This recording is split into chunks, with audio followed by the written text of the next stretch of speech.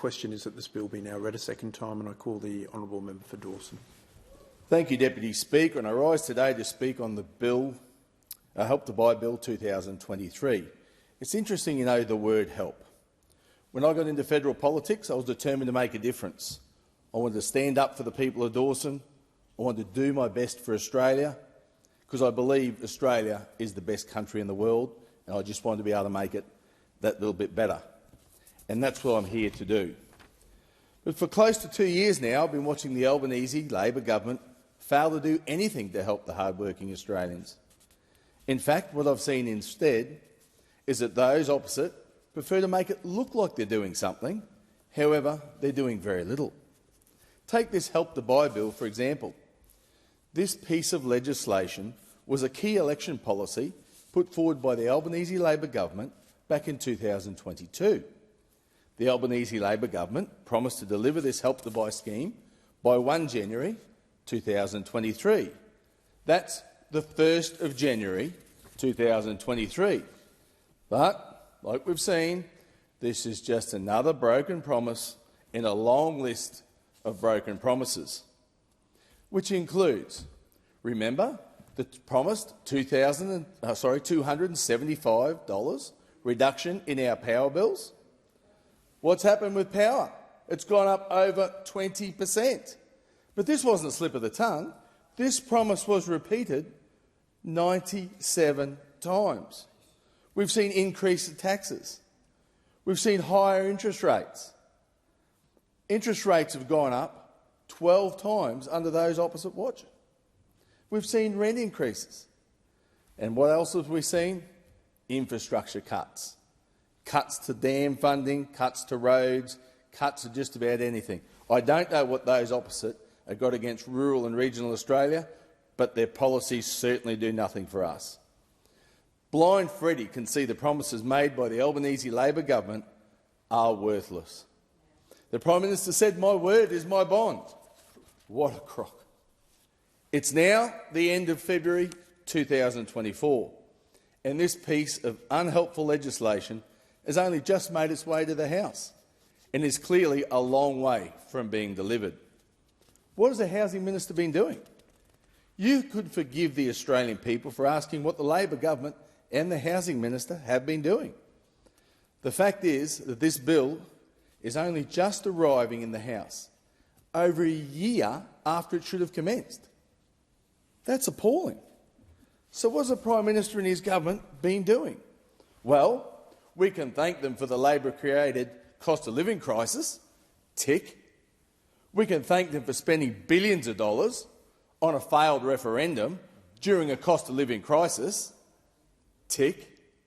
We can thank them for the national housing crisis that's leaving so many Aussies displaced, with nowhere to go, forced to sleep in tents, or in their cars, or even on the street. Tick. We can also thank them for failing to explain to the Australian public that this key election promise and piece of legislation requires state government approval to operate. This means that the Albanese Labor government has made yet another promise it can't necessarily keep. We can also thank those opposite for copying and pasting a scheme that already exists at state level, and that is so unwanted by Australians that there are many places remaining in the state-based schemes. And for the piece de resistance, in true Labor government style, they have released a piece of proposed legislation so void of detail that everyone is left scratching their heads and left with more questions than we received answers. Here's what we do know. Right now, we have housing approvals and builds at record lows, rents skyrocketing, and vacancy rates nosediving. House prices at an all-time high, and the stock that is available is being snapped up before the House even hits the market. Deputy Speaker, a year after the scheme should have started, we get this pitiful offering. It's embarrassing. It's nothing more than a box-ticking exercise for the Albanese Labor government in order to be seen to be doing something when really those opposite are doing nothing at all. The Help to Buy scheme is incredibly limited and niche shared equity product, with only 40,000 places available. The details of how many of these places will be available in each state and territory are still yet to be shared by the Labor government. The Help to Buy scheme would also mean the Australian government would own up to 40% of your family home, which is probably why these places are still available in each of the state-based schemes. I know that for myself, in my electorate of Dawson, people think of their home is really their castle. It's where you spend your time. It's where you make your happiest moments. It's where you raise your children and watch them grow into adults. Deputy Speaker, the purchase of your first home and the all-consuming feeling of pride that you get standing in front of the sold sign, having a picture taken, is a memory and a feeling that no one ever forgets. I don't know a single person who wants the Australian government standing in that picture with them. I don't know anyone who wants to skip hand in hand with the Australian government down the path to their first front door that they've ever owned. I don't know anyone. This policy beggars belief. Why would hard-working Aussies want the Australian government owning 40% of something they've worked so hard for? I asked this question to a hard-working tradie last night, and the answer I got in return requires a language warning. So in abiding by the rules of the House, I won't repeat it. The majority of Australians are just like this tradie. They don't want the Australian government to have any part in owning their home. They don't want Prime Minister Albanese or Minister Julie Collins sitting around their kitchen table with them. They don't want those opposite sitting in their lounge room watching TV with them after a long day or helping to get their kids ready for school in the morning.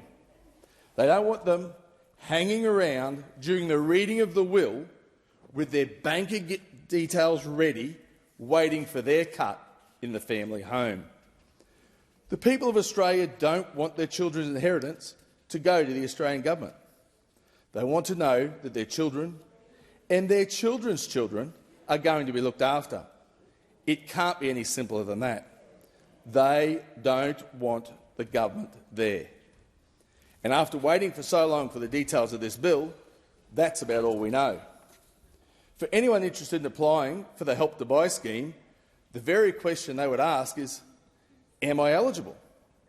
I could confidently say I can't answer that question. At this point, we shouldn't be left with wishy-washy details on what the eligibility criteria is. Those opposite need to give us the details. Deputy Speaker, everyone remembers the purchase of their first home. Everyone remembers the feeling of starting their first round of home renovations. Order. It is probably the best. Order. Order. The member will be heard in silence. Thank you. It is probably the best feeling in the world at the time, and boy, is it exciting. Maybe they bought their dream home, but the garden wasn't up to standard. It doesn't even matter because the excitement of starting that first landscaping project overruled everything. Amongst the excitement, though, this bill leaves the people of Australia with more questions than answers, such as, what do they do now if they only own 60% of their home? Would they have to get approval to complete major works on their own property? Can they send the invoice of 40% of the costs addressed to the Prime Minister, who's now joined us? Thank you. What about the landscaping? If you buy a house and you start to do some landscaping on it, are those costs going to be added? Do they have to be reimbursed? What about maintenance? What about the effort that you put in? If you plant trees, if you work within your whole property, is that going to be part of this? What about with natural disasters, like what happens in Dawson? Please keep it down. With cyclones that come through. This scheme is targeted toward low and middle-income earners, and I know a few families living on low to middle-income income. who wouldn't be able to afford the cost of repairs following a cyclone. And with the cost of insurance for Northern Australia at the moment, they would have to be extremely fortunate to even have insurance, let alone receive a payout for repairs. Let's say by some miracle that they can pass the cost on to the Prime Minister. The people of Australia could be left waiting over a year for the repair bills to be paid, just like they've waited over a year for this bill. Deputy Speaker, it's disappointing that this bill is only just being debated now, over a year after those opposite promised that it would have been implemented and started. There is so much detail that should be able to be confidently answered to these questions so I can go back to the people of Dawson. But instead, we get a copy and paste answer we've heard from this government the whole way along. It will be assessed by a case-to-case basis. That's reassuring, eh? Now let's look at the coalition record. The coalition brought in the Home Guarantee Scheme, which is now supporting 1 in 3 home buyers. The Housing Guarantee Scheme consists of the First Home Loan Deposit Scheme, the New Home Guarantee and the Family Home Guarantee. The coalition also brought in the First Home Super Saver Scheme, the Home Builder Grant during the COVID pandemic, and established the National Housing Finance and Investment Corporation. All of these were designed and developed to empower every single person in Australia to be able to buy their first home with their own money, the money that they have worked hard for.